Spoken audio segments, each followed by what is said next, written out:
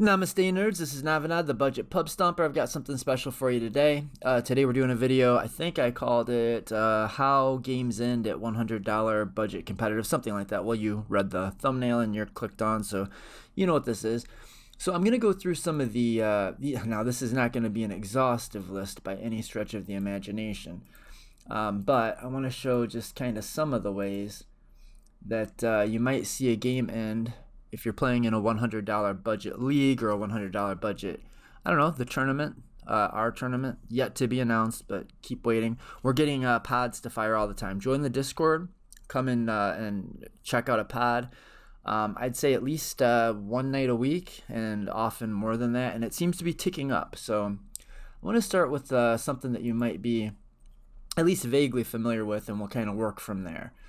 And this is definitely a combo and or a deck that you can likely plan on seeing if you play in a $100 budget competition.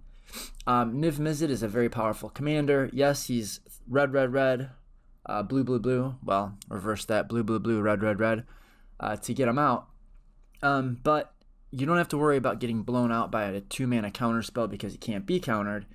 And once people try to start to interact with NIV Mizit, it's pretty difficult.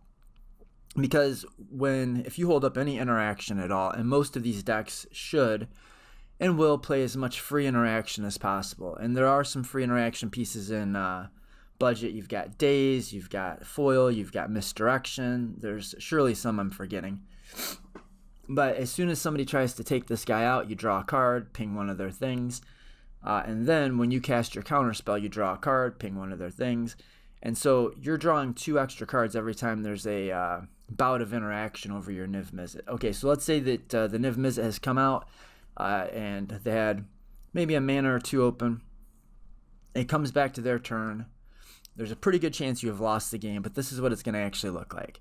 Maybe they've got a Siren Storm Tamer out, which, this is just a extra little added piece of protection for NIV Mizit. Maybe they go to combat and nobody responds to combat, so they say, okay, we're going to tap 3 mana, and sorry, I'm sniffly because it's freezing in my hotel room. We're going to flash in a Ophidian Eye on NIV Mizit. Now, NIV Mizit has the text, whenever you draw a card, NIV Mizit deals a damage to any target, so that can be a player. Whenever a player casts an instant or a sorcery spell, you draw a card. So the important part about the combo is whenever you draw a card, you can ping somebody. Now, Ophidian Eye says whenever you deal a damage to whenever this creature deals a damage to somebody, you draw a card. So this is like a pattern you'll start to find in combos. These two have basically the opposite text of one another. NIV Mizit says whenever you draw a card, ping a dude, and Ophidian Eye basically makes NIV Mizit say whenever he pings a dude, he draws a card. And so this is virtually infinite pings. Now, what's actually going to happen is you're going to draw as many cards as you'd like and deal that much damage. And that'll usually let you kill 2 people outright. Or you can spread the love because you're going to draw your deck anyway. So let's say we just start pinging people down with the NIV Mizit, or the NIV Mizit player starts pinging people down. Eventually he's going to come to his rituals, like if he's got Rite of Flame, what's this one? Simian Spirit Guide. Maybe he's got a Mana Rock in play, and eventually he'll come to his Glinthorn Buccaneer. Some of them don't play this. Some people will even play Thassa's Oracle. I think that's the wrong way to go, especially in budget when it's like $20. Glinthorn Buccaneer has some other lines, like you can use Ophidian Eye on Glinthorn Buccaneer without NIV Mizit if you have more than 7 cards in hand, and you'll do like a crazy Gitrog monster instep sculpt looking kind of a win con, but a Curiosity plus a Glinthorn Buccaneer plus 8 cards in hand. When you go to discard, you win the game. So this is like a not dead card that you can put in the deck as a hard outlet, or you can just kill 2 of your opponents and then sculpt a perfect hand and then kill your last opponent on the next turn. There's just no way they're going to beat you. You just had access to your entire deck, right? But usually the way I play the deck is I put a Glinthorn in, and actually I throw Malcolm in there too because he makes mana. We're playing Storm. There's reasons. It makes some sense. So you've got like a backup A plus B combo. But in any case, many NIV Mizit decks will just draw their deck out, ping everybody to the best of their ability, and then they'll play some kind of an outlet like Glinthorn. So once we've got 80 cards in our hand and we've got 2 dead opponents, then we just go to discard and we discard all these cards. And Glinthorn says that whenever you discard a card, you deal 1 damage to each opponent, and that makes everybody very dead. That's the idea. Okay, let's. I want to go to one that's not very popular, but I intend to change that. Now look, the deck is not that popular. The combo's plenty popular. Now it's not always going to be Ronia Fire Dancer. Sometimes it's going to be Kiki Jiki. But Ronia Fire Dancer and Kiki Jiki do effectively the same thing with a lot of the same cards. They don't do all the same things with all the same cards. But let's just say, and just how I arrived at these board states, if you're looking at the turn counters and stuff, it's not arbitrary, but it's not like real. I opened the decks up one by one to get them set up and ready. And I just dealt out starting hands until I found something playable. And then I just ran it out. So turn 4 is just where this happened to be. That doesn't mean this is generally a turn 4 deck. I don't think it is. I think this is just a little bit slower than that. I got a Soul Ring start in this particular hand. Now the Harmonic Prodigy in Ronia is nasty, but it's not exactly the way it's going to win. So Ronia says at the beginning of combat, you're going to create X tokens that are copies of another creature you control, where X is, and this is the main thing that everybody misses, where X is 1 plus the number of instants and sorceries you've cast. So that means you're going to make at least 1 copy, even if you've cast nothing else. Harmonic Prodigy will double the triggers. So when you have your value creatures with ETBs, you're going to make Ronia Fire Dancer is going to trigger twice because she is a wizard, and Harmonic Prodigy says that wizards trigger twice. Some of these decks will probably play extra turn spell or extra combat spells. They're going to be loaded full of like free things to do, cantrips, rituals, that kind of thing to get the storm count up and hopping. But really, when it comes right down to it, the only thing you need to win with this deck or with this combo in a red X deck is Ronia and one of these creatures like Combat Celebrant that has the ability to generate an additional combat. So let's say we've cast no other spells this turn, or your opponent on Ronia has cast no other spells this turn. They've got Ronia out, and they cast their Combat Celebrant. They don't have to have cast any instants or any sorceries, because she doesn't create Storm. It's like Storm +1.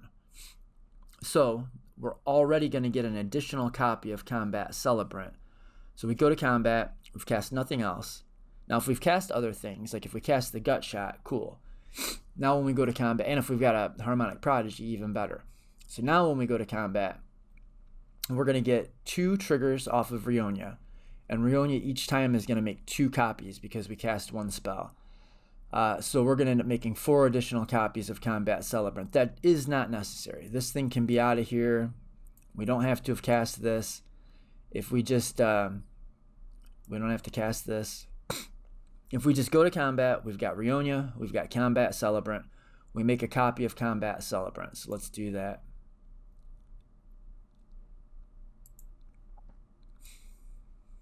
Okay, and then Combat Celebrant says that if it hasn't been exerted, you may exert it when it attacks. When you do, untap all, attack all other, so all other, not itself, creatures you control. And then after this, there's another combat. So what's going to happen is, basically, this one is going to exert, or this one is going to untap this one, and this one is going to untap that one. And regardless, the copies that come into play are also going to be untapped. So we made our copy, we went to combat, we're going to exert one or both of them, then we're going to go to another combat. Since we're going to combat again after we've swung with these, and if you don't have an open lane, it's fine. You can just swing with one of these, and then you'll get another combat. Ronia says at the beginning of combat she triggers, so now we're going to make another 2. And then we can send one of those 2 into combat. Even if it doesn't get through, it's exerted, we're going to get another combat. And we're just going to make an infinite number of Combat Celebrants. They're all going to get untapped, and we're just going to murder everybody that way. That's how this deck, or this combo, wins. So this is more it's more a deck about combos, more a video about combos than it is decks, so that's what I want to stick with. This is how the games end. And I've played a lot of these games, and this is some of the ways that these games end. I've seen all of these win conditions before. or they probably wouldn't be in the video. Well, I take that back. There is one that I have not seen that is in the video because I plan to make it happen. Okay, here's another couple of combos that you can plan to see. And I actually started this video, I was just gold fishing this deck. I'm on a business trip in Chicago, and I just started, I played some Spell Table last night. I got up, I started play testing this deck, and I'm like, I should show this. I should put this on video. I should show people what it looks like when these games actually come to an end. So in this particular game, gold fishing game, I had Curiosity slapped on Malcolm, and I had my Cedh out. This is Malcolm Cedh, that's the deck. And that means that every time I attack with this guy, I make 3 treasures because Cedh says that my commander deals its damage to every player. Well, it doesn't exactly say that, but it's pretty close to that. Cedh is a separate trigger. And Malcolm says, okay, how do I want to put this? We'll just read the damn card. Malcolm says, pirates, when they deal damage to opponents, make treasures. Cedh says, whenever you deal a damage to an opponent with a, let's see, is it combat damage? Whenever a commander control deals combat damage to an opponent, it deals that much damage to each opponent.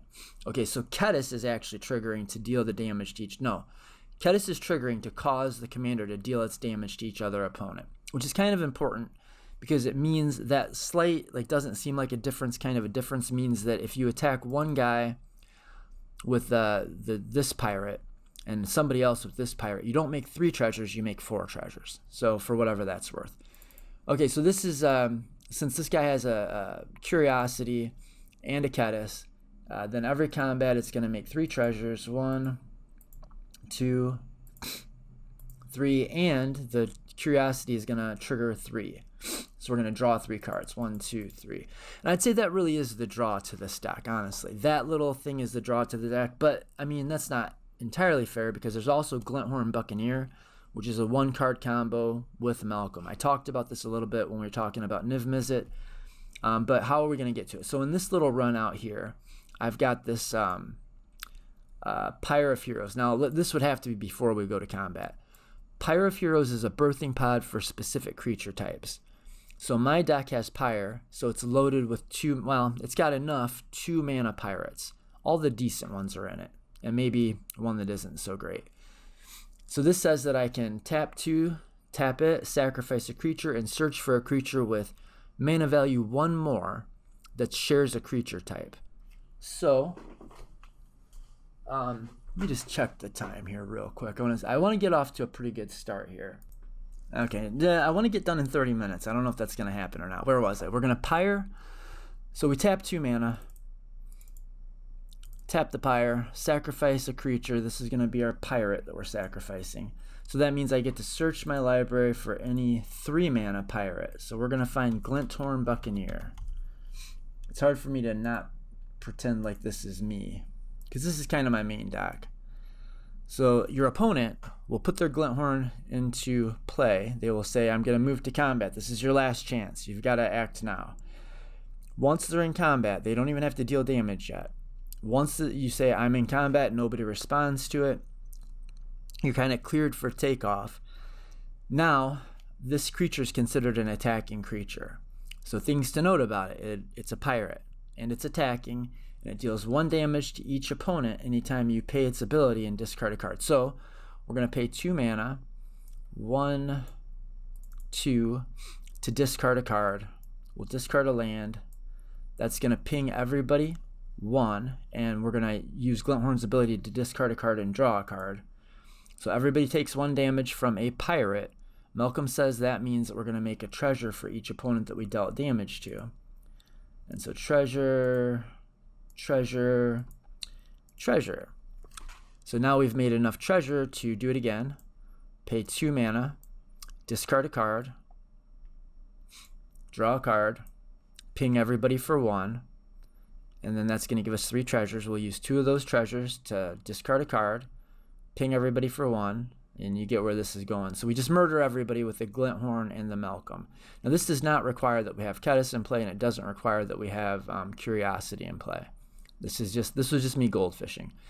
Another thing we can do, this does require the commander, is we can use one of these Reckless Fireweaver effects. There's 3 of them. I think I play 2 in this deck. I play 3 in my full power deck because I play Intuition, so it just kind of makes sense to make to have 3 of all the things you might need. But I play the best 2. Fire Weaver, by the way, if your opponent gets a Curiosity on a Fire Weaver and starts casting spells, there's a real good chance you've lost that game too. Or, I'm sorry, if he gets a Curiosity on Fire Weaver and he goes to combat with Malcolm with cEdh out, there's a good chance you've lost that game. That'll cause 3 artifacts to come into play. And Fire Weaver says anytime an artifact comes into play under your control, he deals 1 damage to each opponent. So you're going to draw 3 cards off of every artifact that comes into play. With Malcolm and cEdh, that means you're going to make 3 separate triggers of 3 card draws each. So you're going to make 3 treasures and you're going to draw 9 cards. Pretty hard to lose that game, honestly. Realistically, people have to team up on you at that point, and still they're, I think, fighting a mostly losing battle. But that's not the kill combo. That might be the thing that leads to the kill combo, but the real combo with Reckless Fire Weaver is going to be like this. So we didn't have our Glinthorn and we didn't have our Pyre of Heroes. So we tapped our 1, 2, 3 mana to transmute Dizzy Spell. This is just a tutor for anything with mana value 1. There's lots of options in the deck like Curiosity. But we're going to look for, what is it called? Evolution. Artificial Evolution. There's 2 of these. There's also Something Charm. But this one will change the text of target spell or permanent by replacing all instances of one creature type with any other creature type. So we just tutored for this. And then we cracked a treasure, pay a blue. Now we have not gone to combat yet. We have made our Reckless Fire Weaver, we've turned it into a pirate permanently with this card. There's a charm that does it just until end of turn, but that's all you need. Now if I have an artifact to play, I can just play an artifact from my hand, or I can just go to combat here. And even if they blow that up, or if I'm worried they're going to blow that up, I'll use my last counter here, tap another treasure, put this guy into play, and then all I have to do is get through with something. All I need to do is make a treasure. So one of these guys will make a treasure. So when I make a treasure, say with Malcolm hitting somebody, that treasure will enter the battlefield, and the Reckless Fire Weaver will trigger. Reckless Fire Weaver is a pirate, remember. Reckless Fire Weaver sees the the treasure token enter as an artifact, and it pings everybody. And that makes more treasures, because it's a pirate, and Malcolm says so. So then, every time an artifact comes into play, it pings your opponents. Every time it pings your opponents, an artifact comes into play. Again, it's that kind of 2 opposite texts equals a win. That's an oversimplification, but we're moving on. This is one that's picked up a lot of steam. Marwin is faster than you can believe. Sylvala's fast. They're both kind of the same deck. I didn't feel a need to show both. I mean, they're not the same deck. That's not fair. I think Marwin's a little bit faster. In my playtesting, Marwin is like a turn 3.25, 3.5. So you're going to get a lot of free wins. If you're not ready for Marwin, she's going to kill you fast. Turn 3 or turn 4. This run out took till turn 4. I just didn't find any pump spells. That's the main thing. Like, I had to actually run out all these damn elves. But this is just a classic. There's lots of ways. This is just a version of what this is going to look like. Marwin has had all of these guys come into play. They're all elves except for this one. So her power right now is 6. So because every time you play an elf, she gets a +1 counter, and she taps for mana equal to her power. So she's going to tap for 6 mana. Then she's going to use 3 of the 6 mana to tap the staff and use its 3 mana ability to untap target creature. Then we've got 3 mana floating. We're going to use 1 of those mana to untap the staff. We've got 2 mana floating. We're going to tap her to make 6 mana. Now we're at 8 mana. And we're going to repeat that 3, so we're down to 5. 6, we're back up to 11. Use 1 to untap it, we're at 10. Use 3, we're at 7. Tap her, 6, we're at 13. Yeah. And so on and so forth. So now we've got infinite mana. I don't know if I had an outlet. Bummer, I didn't actually have an outlet in play. Oh, no, that's right. Staff is an outlet. So a lot of times you're going to see 2 parts of the combo. One way of making infinite mana, and there's tons of ways in the decks to do it. And then one way to either draw a bajillion cards or to actually just outlet that infinite mana into a win. A way to play out all your creatures, and you'll have a way to haste enable. Lots of ways. But it needs to go infinite mana, and it has to have a way to use that infinite mana Staff of Domination is the infinite mana combo and the outlet. It's this and Umbral Mantle, which are kind of one-card win conditions in the deck. They're the best cards in the deck, but you have no tutors for them. There's no way to find them. But if you do see a Staff of Domination or an Umbral Mantle hit the battlefield against Marwin or Selvala, you must not let it resolve, or you must not let them to do it. I mean, you have to kill it immediately, or kill the creature they're going to use with it. You have to do something. Ideally, counterspell this thing and don't deal with it. So this is infinite mana, and then once I've got the infinite mana, I can tap 5 of it to draw a card, tap 1, or spend 5 mana, draw a card with the staff, spend 1 mana, untap the staff. So you draw your deck. There's a billion ways to win. Look at my Marwin primer or my Selvala primer, and I go into more detail on how exactly you win. Dina Hawk. Okay, this is not... Now, there's lots of Hawk decks. You'll run into tons of different ones. Dina, I don't think is like the most common one. I think it might be one of the best ones because it's got an extra 1-card win condition. But the main thing I wanted to talk about here is Hulk combo. Okay, so somewhere along the lines when I was playtesting... did I get this to happen? How did I get this to happen so fast? No, that's right. Yep. Okay, so in any case, we got Buried Alive, and we put the Protean Hawk in the bin, and now we're going to go like this. We're going to cast a Persist.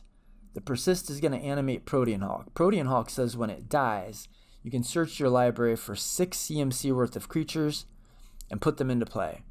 Dina says pay 1, sacrifice another creature, and then some shit happens. So we're going to pay 1 with Dina, sacrifice the Hulk, and that is going to allow us to find our Hulk pile. And there's lots of different Hulk piles. I think the one I'm using in this deck, and this isn't even maybe the best one, but it might be the cheapest one. And this does have to make room for a $20 1-card win with Dina. Lesser, Viscera Seer.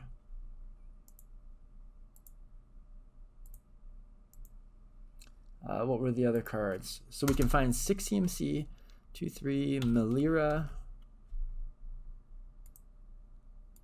and some way to make everybody dead. Disciple of the Vault.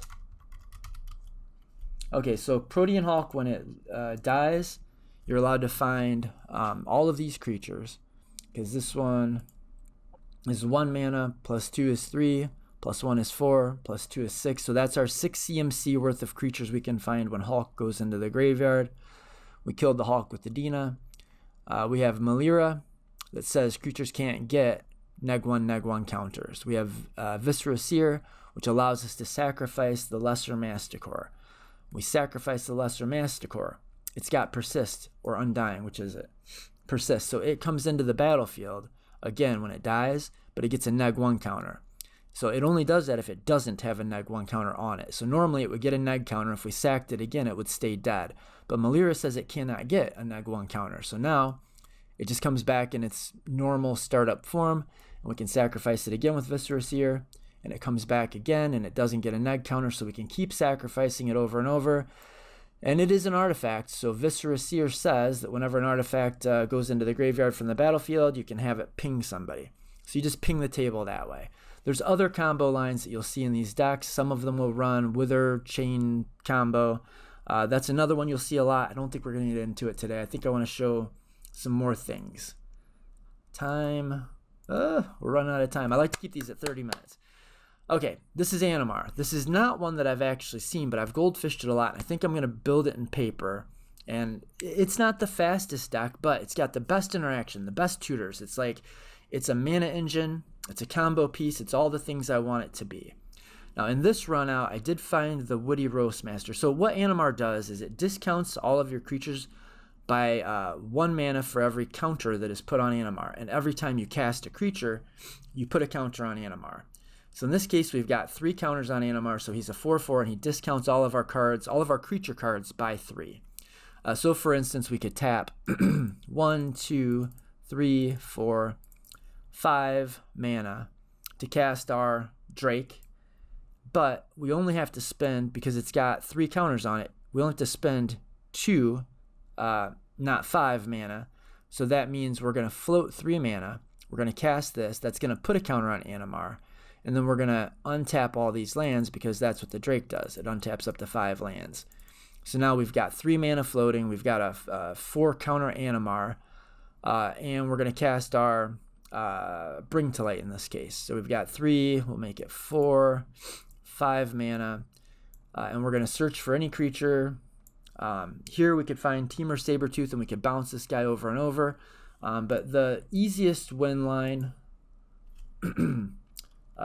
Ancestral Statue is the easiest, fastest, bestest way to make everybody dead. So here we could have found Temur Sabertooth. We could bounce this, recast it, bounce this, recast it. Temur Sabertooth for 2 mana sends us back to our hand. And it only is going to cost us 1 mana to recast it. And so that's going to have us net mana. Woody Roastmaster says whenever you cast a creature card or whenever an ETB of a creature happens, you ping everybody for 1, or you ping one opponent for 1. 1 damage to each opponent. Doesn't really matter because you can use the Temur Sabertooth to bounce the Drake over and over with Woody Roastmaster and kill everybody. But the coolest combo is this. So with Ancestral Statue being 4 mana, and its text is when it enters the battlefield, return a non-land permanent you control to owner's hand. It doesn't say a non-land, it doesn't say another non-land permanent, so it can bounce itself. So if we have 4 counters on Animar, then we can play this for 0 mana. Put a counter on Animar, bounce it. Play it for 0 mana, put a counter on Animar, bounce it. So a lot of times the way you're going to find Ancestral Statue is going to be with a really cool line with Imperial Recruiter. So maybe instead of having done all this, maybe we cast our Imperial Recruiter and Imperial Recruited for the Ancestral Statue. And then if we had 4 counters on Animar, or 3 to get it started, and then we cast our statue. And we don't even have to have this guy in play. So we cast our statue, and we bounce it, and we cast it, we bounce it, we cast it, we bounce it. So this is what it's going to look like when I'm killing you with Animar. You're going to see a lot of this. And Animar is getting infinitely big. So when it's a billion, then I have this. I'm going to end like this with this guy bounced to my hand and a billion counters on Animar. I'm going to cast this 1 more time, returning this to my hand. Then I don't know how all my lands got in the graveyard. Then I'll tap a red, or I guess it didn't matter because I can sack this for 2 red to cast my Imperial Recruiter. Remember, it only costs 1 red because of the discount. You only have to pay for the colored mana of your creatures if this guy's got the full discount. And the last thing I'm going to search for with this is Walking Ballista. So in a sense, Imperial Recruiter becomes a 1-card combo. And there's lots of ways to actually get there. Look at my Animar primer. I went into detail on the cool lines that you've got, cool ways to find this combo. But we've got a billion counters. This is what you're going to see. You're going to see a billion counters on Animar. We'll just put that to a billion. And then I'm going to say, okay, I'd like to cast a Walking Ballista with a discount of 1 billion. So it's got 500 million counters on it. And then I'm going to machine gun down the table. Or as Mons from cEdh TV, shout out, likes to say, then I started blasting. Okay, so then we start blasting. Everybody dies. What else? Did I do all these? Urza. This is one that I have not seen. I think we should see it. I think it's really, really good. I've got a primer on this too if you're interested in how it works, but exactly. But this is the board state I managed to find myself in, and I was kind of just playing around and kind of pretending I had an opponent. I mean, quickly, right? So this is, I think, a realistic board state you could expect to see your opponent have. I believe how this went was I used the Basalt Monolith to get my Urza out. And then on the next turn, how did that work? Oh, I see. I went turn 2, Arcane Signet. Turn 3, Basalt Monolith into Urza. Turn 4, I cast the Sculpting Steel, making a copy of Basalt Monolith. Okay, and then this is turn 5. No idea if I drew, doesn't matter. I've got my pieces. We're gonna, oh, I don't have my pieces. That absolutely matters. Okay, so we would maybe neg this guy. So we'll neg this guy down. You just imagine this guy being at 1. And we're gonna look at the top, what? 4 cards? 1, 2, 3, 4. Did we literally get there? what I'm looking for is the other half to this combo. I want dramatic reversal. You can win with this too, but that's not what I want to show you. This won't be in every deck. And also, this won't be in every Urza deck. And aside from that, it'll only be in Urza decks. But dramatic reversal is a little bit more ubiquitous. So I want to actually win the game in this very specific way. Okay. So all of our rocks all of our artifacts tap for 1 blue, because that's what Urza does. Also, we've got a construct I forgot about. Okay, so this guy is pretty big. It's got power and toughness equal to the number of artifacts you control. 1, 2, 3, 4, 5, 6. So this is a 6/6. This Urza says I can tap an artifact to make a blue mana. And it also has a 5 mana ability that lets me shuffle, reveal the top card of my deck, exile it, and then I can cast it without paying its mana cost. You can do that till the end of the turn. So if you go infinite mana, you can exile your entire deck, and then you can cast your deck in whatever order you see fit. All right, so in this case, we've got our Dramatic Reversal and our Isochron Scepter. We're going to tap 2 artifacts to cast it. Isochron Scepter, and we're going to imprint Dramatic Reversal if the Isochron Scepter resolves. Isochron Scepter lets us pay 2 to make a copy of the exiled spell and then cast it. Dramatic Reversal is the spell we're exiling, and what it does is it untaps all non-land permanents you control, and importantly, that includes itself. So now we're going to tap 2 mana to tap the Isochron Scepter and make a copy of Dramatic Reversal. The copy of Dramatic Reversal untaps all my things, but in response, I'm going to tap this for 3 mana. I'm going to tap this for 1 mana. I'm going to tap this for 1 mana. Okay, now all of my things untap. All of my non-land permanents untap. Now I'm going to tap this for 3, this for 3, this for 1 blue, this for 1 blue, this for 1 blue, this for 1 blue. I'm going to tap this, spend 2 of that mana to put a copy of Dramatic Reversal out there. It's going to untap all of my stuff, and I'm floating mana. Okay, and we just keep doing this over and over. And then we pay, 5 mana. We pay 5 of that mana to shuffle and then reveal the top card of our deck. Most of the time, you don't actually make the person shuffle over and over. You just say, yeah, sure, fine. You exile your deck, or you just start doing this. And all these are in exile, and I can cast them whenever I want to. And there's a billion ways to win the game once we get to this point. One way would be to cast, I've got infinite mana, so I can use Capsize, buy it back. Capsize, buy it back. Capsize, buy it back.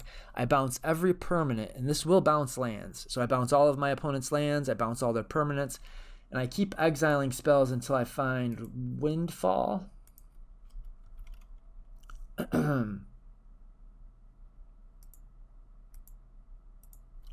And then once we've got all of the permanents that everybody has in their hands, I've got a Narset in play. I'm going to cast the Windfall, and everybody's going to shuffle their permanents away. And they only draw 1 card. And then actually you could use this Unwinding Clock, cast this. If you keep putting hour counters on it with your infinite mana, you can use this as a time twister.